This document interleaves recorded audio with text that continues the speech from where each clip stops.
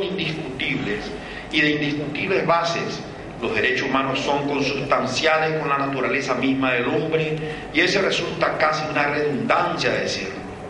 Su protección nace con codificaciones tan remotas como el Deuteronomio, el Código de Hammurabi, las leyes de Solón. Su análisis comienza en la filosofía griega, es continuada por la atomista y luego por la escuela teológica española. Desde el punto de vista político, la protección de los derechos humanos se remontan a la Carta Magna, 1215, que es la base sobre la que se han desarrollado las libertades inglesas.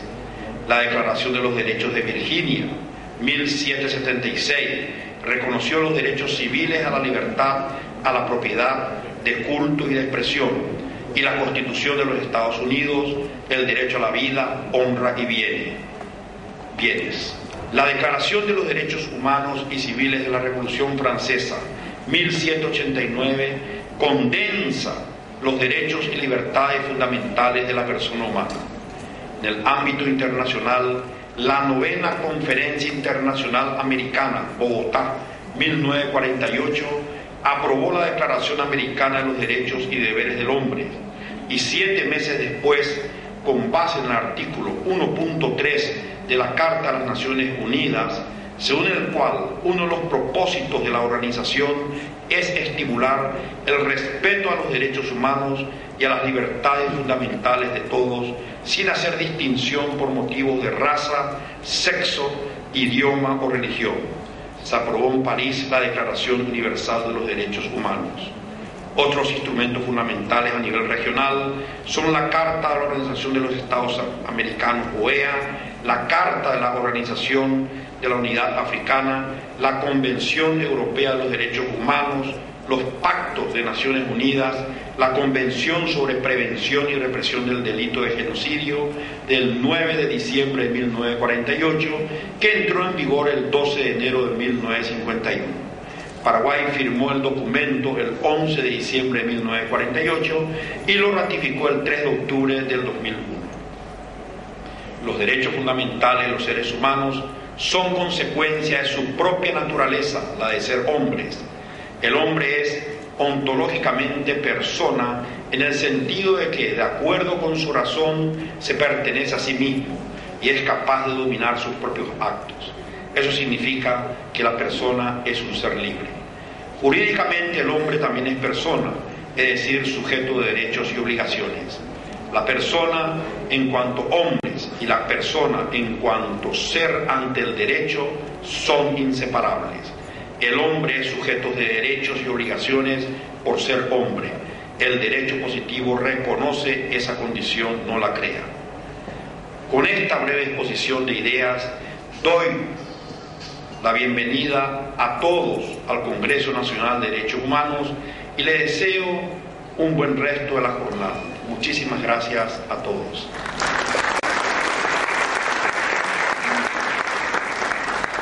Palabras de Su Excelencia, el Presidente de la Corte Suprema de Justicia, don Luis María Benítez Riera. Señoras y señores, a continuación invitamos a la Senadora Nacional Ana María Mendoza de Hacha, Presidenta de la Comisión de Derechos Humanos de la Honorable Cámara de Senadores. Excelentísimo señor Vicepresidente de la República, don Federico Franco Gómez. Excelentísimo señor Presidente del Congreso Nacional, senador Jorge Oviedo Mato. Excelentísimo señor Presidente de la Corte Suprema de Justicia, don Luis María Benítez Riera. Doctor Luis Alfonso Rez, excelente Presidente de la Comisión Nacional de Derechos Humanos. Señora Presidenta de la Comisión de Derechos Humanos de la Comisión Nacional del Bicentenario, señora Margarita Morcelli. Autoridades nacionales, señoras y señores parlamentarios, señores miembros del cuerpo diplomático, señores expositores extranjeros y nacionales, señoras y señores. Como presidenta de la Comisión de Derechos Humanos de la Honorable Cámara de Senadores, constituye para mí un alto honor hacer uso de la palabra en la apertura de este importante Congreso Nacional denominado Respuesta de los Derechos Humanos a las Exigencias del Siglo XXI. A más de 60 años de la adopción de la Declaración Universal de los Derechos Humanos, se inició en el mundo un largo camino hacia la construcción de un sistema de promoción y protección de estos derechos. Sin embargo, hablar de los mismos hoy en el Paraguay es hablar de una tarea pendiente aún, porque el sistema injusto y excluyente que rige en nuestra sociedad viola permanentemente los más elementales derechos del ser humano: el derecho a una vida digna, a una alimentación adecuada, a la educación, a un trabajo decente, a la vivienda y otros. El acceso a ellos todavía constituyen sueños que debemos construir día a día, fruto de la persistencia de sistemas políticos y económicos creadores de injusticias que consagra un orden social que beneficia a unos pocos ricos, cada vez más ricos, a costa de unos muchos pobres, cada vez más pobres. Las razones son muy diversas. Son temas complejos que requieren respuestas adecuadas, pero todas tienen un denominador común: la falta de políticas públicas de gobiernos anteriores y obviamente del presente, en lo que no han constituido ni constituyen tema de discusión o debate las políticas educativas, las políticas sanitarias, las políticas penitenciarias, indigenistas, de seguridad ciudadana, de vivienda, ni de relaciones exteriores. En síntesis, la búsqueda por ofrecer respuestas efectivas a la gente en sus múltiples necesidades. Los tratados, los mecanismos y procedimientos especiales y en general el marco jurídico y las instancias que velan por su observancia son recursos invaluables para garantizar la universalidad e indivisibilidad de los derechos humanos, así como su respeto efectivo. Pero debemos desarrollar nuevos instrumentos y métodos de trabajo. Es preciso concebir tanto nuevos mecanismos de prevención como de sanción a las violaciones de los mismos. En esta tarea es también crucial que la Comisión de Derechos Humanos de las Naciones Unidas, como la Oficina de la Alta Comisionada de Naciones Unidas para los Derechos Humanos, fortalezcan la cooperación internacional para desarrollar las capacidades nacionales. Abramos también nuestras puertas a la plena participación de actores claves como las organizaciones de la sociedad civil y las instituciones nacionales de derechos humanos. Su presencia en este terreno nos es de utilidad a todos y debemos capitalizarla. Es necesario que asumamos una nueva cultura del diálogo en materia de derechos humanos. Miles de personas en nuestro país y en el mundo cuyos derechos fundamentales están siendo vulnerados en este mismo momento están esperando que nosotros tomemos las decisiones más adecuadas y eficaces. Para ello es necesaria la fuerza de la voluntad común a fin de emprender esta alta tarea, ya que ninguna persona ni ningún Estado por sí solo harán la diferencia. El espectro que abarcan los derechos fundamentales es sumamente amplio. Sin embargo, en nuestro país muchas veces se lo concibe como sinónimo de víctimas de la dictadura. Si bien esto nos recuerda una oscura y amarga época para toda América Latina, que afortunadamente ha quedado atrás y que no debemos olvidar jamás, nos ha dejado sí una enseñanza trascendente, y es que la libertad, la democracia y los derechos fundamentales son bienes preciados que tenemos que defender cada día. Por ello, los mismos cobran especial importancia cuando, como nuestro querido Paraguay, en pleno siglo XXI, las instituciones no funcionan, la pobreza avanza y la corrupción también. Es esto lo que deseamos analizar en este importante congreso. las respuestas a los derechos humanos, a las exigencias de este siglo. En consecuencia, es necesario decir que mientras existan personas con mera obsesión y ansias de poder, por el poder mismo, y no como un instrumento para dar soluciones efectivas a la población, se seguirán generando miseria en nuestro país y por ende se seguirán violando los derechos de sus habitantes. Esto es sumamente grave si visualizamos cómo en otros países hemos visto nacer grupos subversivos que encontraron un caldo de cultivo ideal en sociedades con inequidades similares.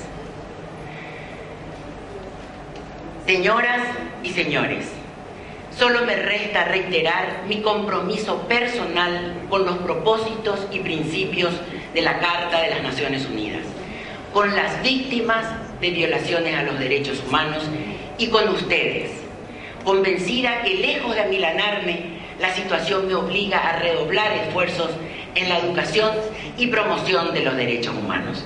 Este Congreso será un importante aporte para cada uno de nosotros y para toda la ciudadanía. Muchísimas gracias.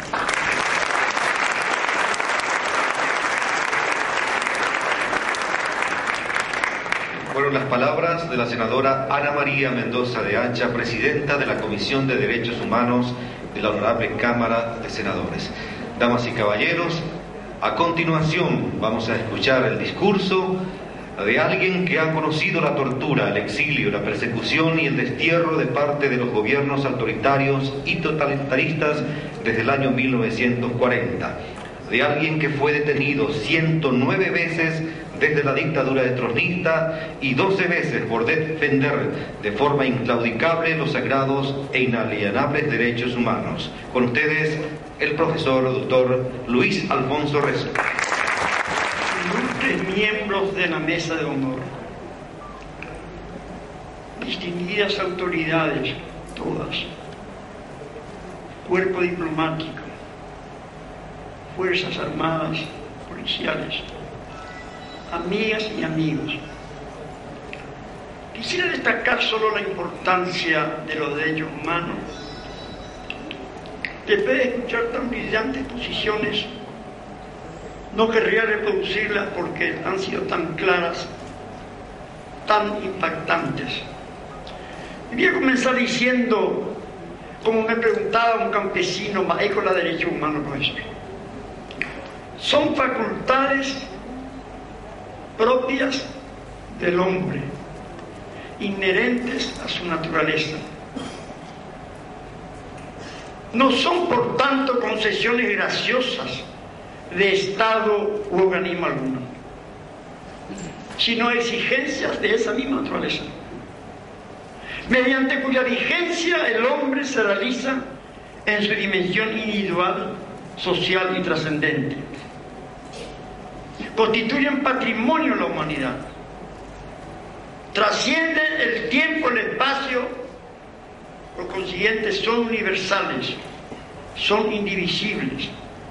La violación de uno de ellos incide negativamente sobre los demás y viceversa. Anteriores al Estado. Decía el filósofo Máximo Pacheco, por el solo hecho de ser persona, ya es sujeto de derechos humanos. Los derechos humanos se clasifican en la primera, segunda y tercera generaciones, derechos políticos y civiles, la primera, social, económico, cultural de la segunda. Derechos colectivos de los pueblos de la tercera, derecho a la autodeterminación, derecho ecológico a un ambiente sano, derecho a la solidaridad, al desarrollo y a la paz. Pero quiero destacar, a propósito del influjo negativo del posmodernismo, que el derecho a la vida es el más importante, sin cuya vigencia los demás no tienen sentido. El derecho a la vida desde la concepción, a pesar de nuestra Constitución. Los derechos fundamentales rebasan las normas jurídicas. Eso lo sostienen filósofos y juristas como Máximo Pacheco, Jaime Castillo, entre otros. La tesis fundamental de Maritain será tajante. Las teorizaciones acerca de la conducta humana son posteriores al hecho moral mismo.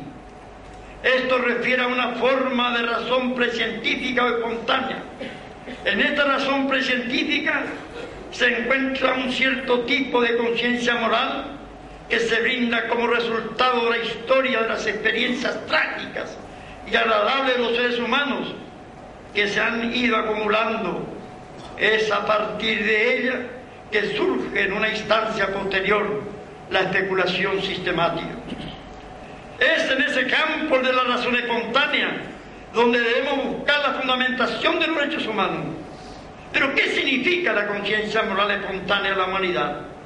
Es la conciencia que se refiere con dudas y titubeos precisamente a lo que hace que el hombre sea hombre.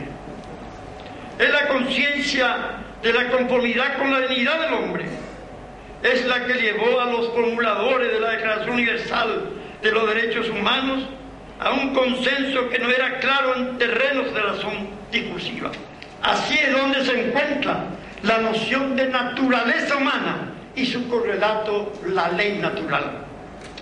Es la razón que capta de una manera connatural, inmediata, vital, precientífica, el hecho de la dignidad humana. Maritain hablará de esquemas dinámicos que alertarían acerca de lo que hay que hacer y de lo que hay que evitar en la conducta humana.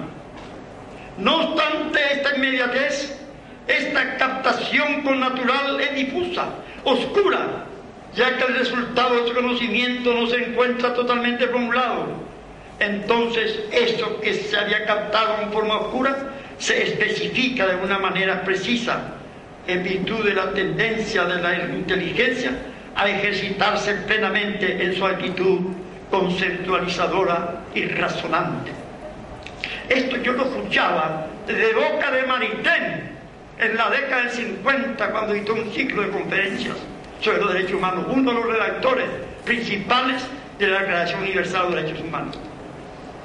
Aquella dignidad humana percibida de una manera connatural habrá de formularse ahora traduciéndose en una serie de derechos específicos, perfectamente justificables desde la razón metódica discursiva.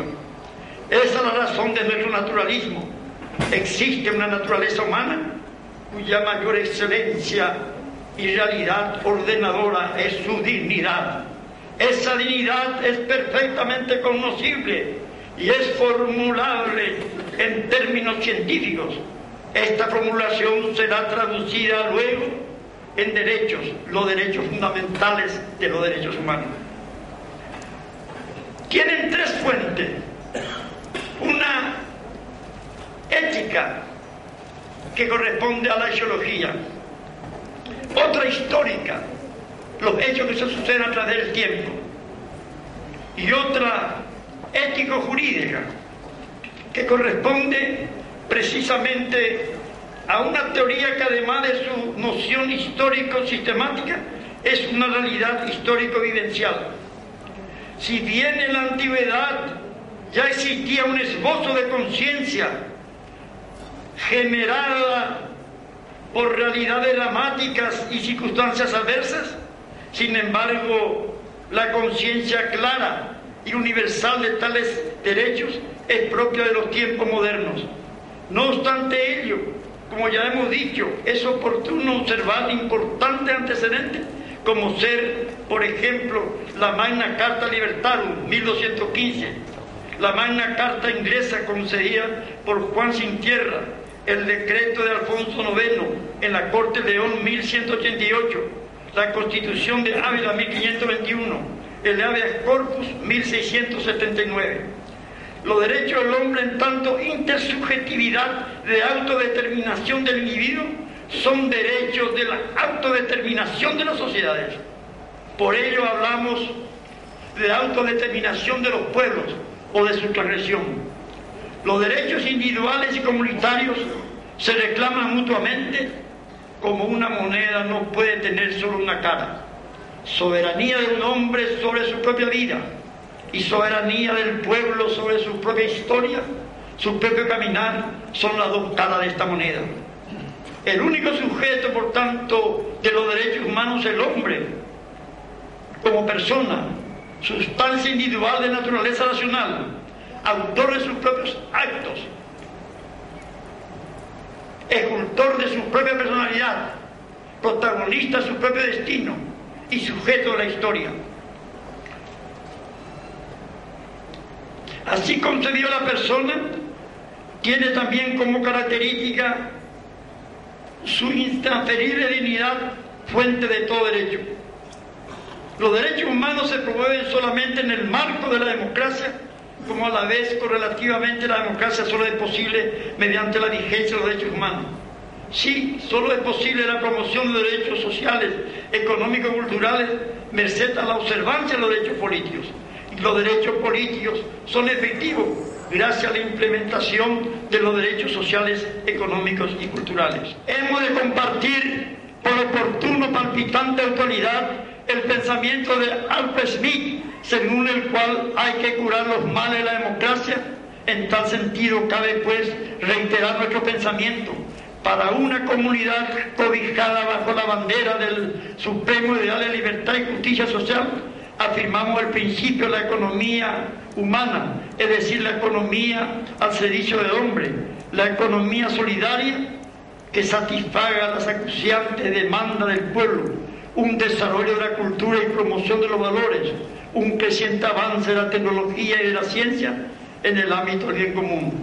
Y más aún, según Yves Canac, en su publicación de la Justice Pouvoir, lo que podría constituir una relativa respuesta a los problemas que agitan nuestra sociedad, sostiene con vibración que la demanda actualmente consiste en más equidad en la repartición de los esfuerzos y de las recompensas, más autonomía, tanto en la escogencia de la vida individual como en la vida colectiva, más unidad, en fin, de la nación, a objeto de establecer un nuevo diálogo, una nueva alianza, diríamos, entre la sociedad civil y el poder.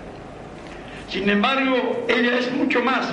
La democracia es, en efecto, la búsqueda de un consenso nacional a través de la confrontación de tesis y criterios para apoyar soluciones que el país necesita.